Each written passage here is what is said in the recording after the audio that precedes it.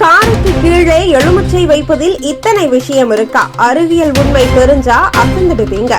நம் முன்னோர்கள் பின்பற்றிய ஒவ்வொரு பழக்கத்திற்கும் பின்னால் ஒரு வித்தியாசமான அறிவியல் உண்மை இருக்கிறது. அவர்கள் செய்த எந்த செயலையும் காரணமின்றி செய்யவில்லை. ஒவ்வொரு வழக்கிலும் மனித உடலின் ஆரோக்கியம், மன அமைதி மற்றும் சமூக ஒற்றுமையை பேணும் நோக்கம் இருந்தது.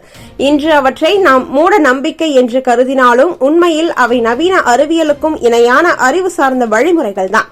புதிய வாகனம் வாங்கும் பொழுது சக்கரத்தின் கீழ் எலுமிச்சம்பழம் வைப்பது ஒரு மரபு வழக்கம் போல தோன்றலாம். ஆனால் அதன் ஆரம்பம் பழங்கால மாட்டு வண்டி காலத்தில்தான். மாடுகள் நீண்ட தூரம் நடந்ததால் அவற்றின் கால்களில் காயம் ஏற்படுவது சாதாரணம். மாடுகள் எலுமிச்சத்தை மிதிக்கும் பொழுது அதில் உள்ள சிட்ரிக் ஆசிட் காயங்களில் படித்தொற்றுக்களை அழித்து விரைவில் ஆற செய்தது. இதனால் மாடுகள் ஆரோக்கியமாக இருந்தன. அந்த மரபே வாகன சக்கரத்தின் கீழ் எலுமிச்சம் வைப்பது என்ற வழக்கமாக மாறியது. இன்று வாகனம் எடுக்கும் பொழுதும் எலுமிச்சத்தை வைப்பது திருஷ்டி நோக்கும் வழக்கம் என்று நம்பப்படுகிறது.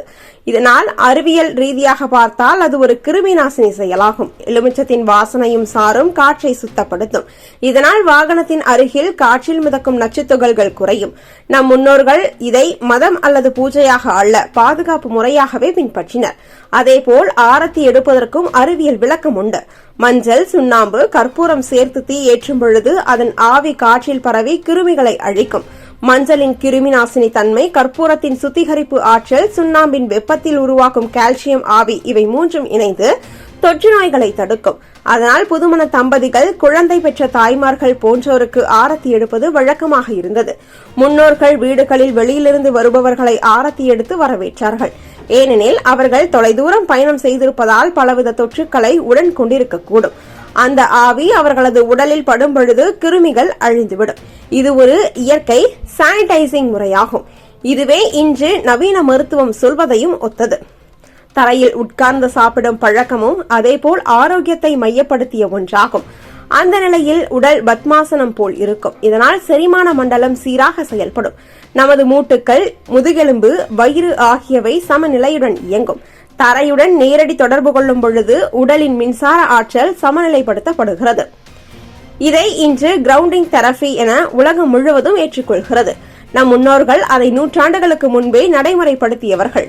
இந்த மூன்று பழக்கங்களும் எலுமிச்சம், ஆரத்தி, தரையில் சாப்பிடுதல் ஒரே கோட்பாட்டை சொல்லுகின்றன. மனிதன் இயற்கையுடன் இணைந்து வாழ வேண்டும். அவர்கள் உருவாக்கிய வழக்குகள் மதம் அல்ல, மனித வாழ்வின் பாதுகாப்பு முறைகள். ஒவ்வொரு செயலும் உடல் நலத்தையும் சுற்றுச்சூழல் சுத்தத்தையும் ஆன்மீக சமநிலையையும் காக்கும் விதமாகவே வடிவமைக்கப்பட்டது.